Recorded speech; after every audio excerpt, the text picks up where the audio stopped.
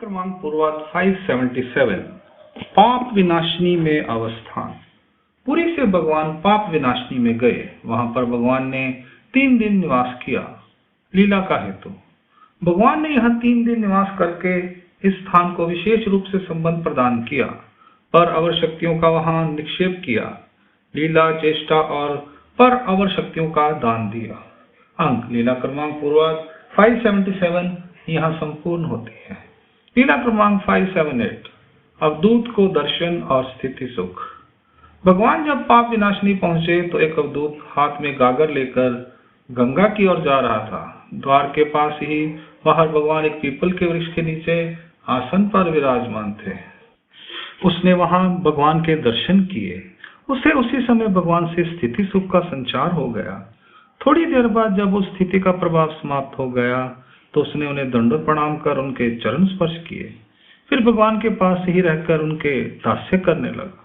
फिर उसने अनुसरण भी ले लिया। लीला का हेतु, भगवान के दर्शन मात्र से ही उस अवधूत को स्थिति का सुख प्राप्त होने लगा। वह स्थिति सुख इंद्र आदि देवताओं का था। अंक लीला क्रमांक पूर्वार्ध 578 यहाँ संपूर्ण होती है। लीला क्रमांक 579 चोर को रात को चोर भय निवृत्ति। पाप विनाशिनी में प्रतिदिन चोर आते थे। रात को चोरों की आवाज सुनकर भक्तिजनों और बाईसा ने भगवान से जाकर कहा, भगवान यहाँ चोर आ गए हैं। भगवान ने उनसे कहा, आप लोग घबराए नहीं। तब भगवान बाहर की तरफ गए और वहां पीपल के वृक्ष के चबूतरे पर खड़े होकर उन्होंने थोड़ा सा खांसने की आवाज की। तब चोरों ने कहा, यहाँ मनुष्यों की चहल पहल दिखाई दे रही है। ऐसा समझकर चोर गोदावरी नदी के किनारे किनारे होकर वहां से चले गए। लीला का हेतु, उनके भाग्य में भगवान के दर्शन और संबंध का योग नहीं था, अतः उनके मन में बुद्धि ही उत्पन्न नहीं हुई। उनके पूर्व जन्म के कर्मों का योग नहीं था। भगवान ने उन्हें चेष्टकर्तव्य भी नहीं किया। अंक लीला क्रमांक पूर्वार्ध 579 यहाँ संपूर्ण होती है। लीला क्रमांक पूर्वार्ध 580 बाई देव की विनंती स्वीकार। भृंगी के ससुर बाई देव प्रातः काल के समय भगवान के दर्शन करने के लिए आए। वे रात के समय चोरों में भी थे। उसने भगवान से पूछा, भगवान रात को यहाँ कोई आदमी आए थे क्या? यदि आए थे तो उन्होंने कोई यहाँ गड़बड़ तो नहीं की? तब भगवान ने कहा, यहाँ उन्होंने कुछ भी नहीं किया। इसके बाद बाई देव ने भगवान से कहा, भगवान आप यहाँ नहीं रहें, गांव में जाकर रहें जी, यह चोरों का निवास स्थान है। इस पर भगवान ने कहा, हमारे पास कुछ भी नहीं है, यदि कोई आ भी जाए तो क्या कर लेगा? इस पर बाई देव ने पुनः कहा, आप यहाँ ना रहें जी, मेरे गांव में नागनाथ का मंदिर है, आप वहां पर चले जाएं जी।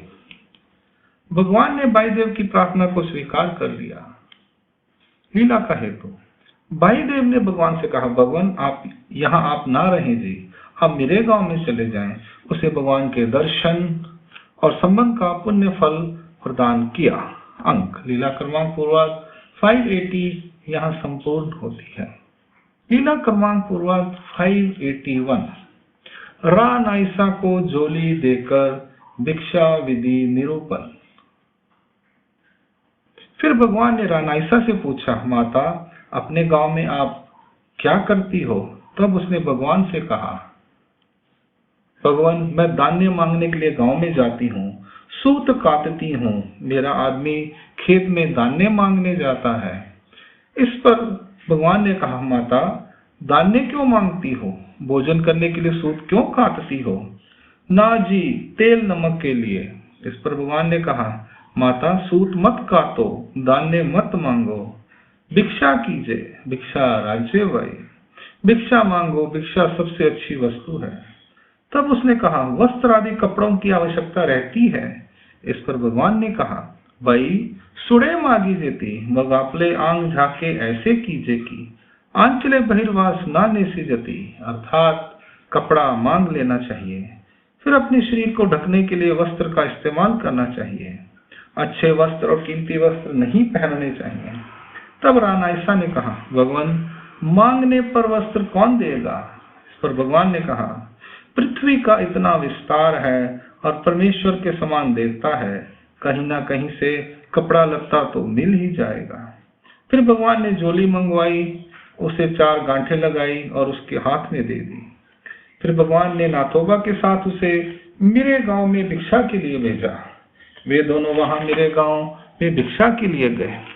फिर उसे भिक्षा में लाड़ू, पूरन पोली, मिस्सी रोटी, भाकर, दिवसी, वरन और भात, खीर और कुछ भाजियां प्राप्त हुई।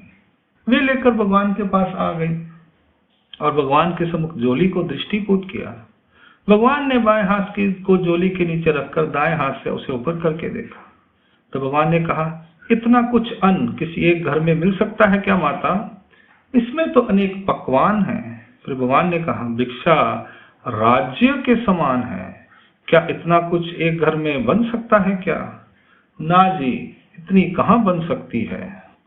भिक्षा एक शिकार के समान है। फिर भगवान ने उसे कटोरी दी, फिर उसने भोजन किया। इस पर भगवान ने कहा, अपना ही हाथ है और अपना ही बात है, अपना ही रखो और अपना ही खाओ।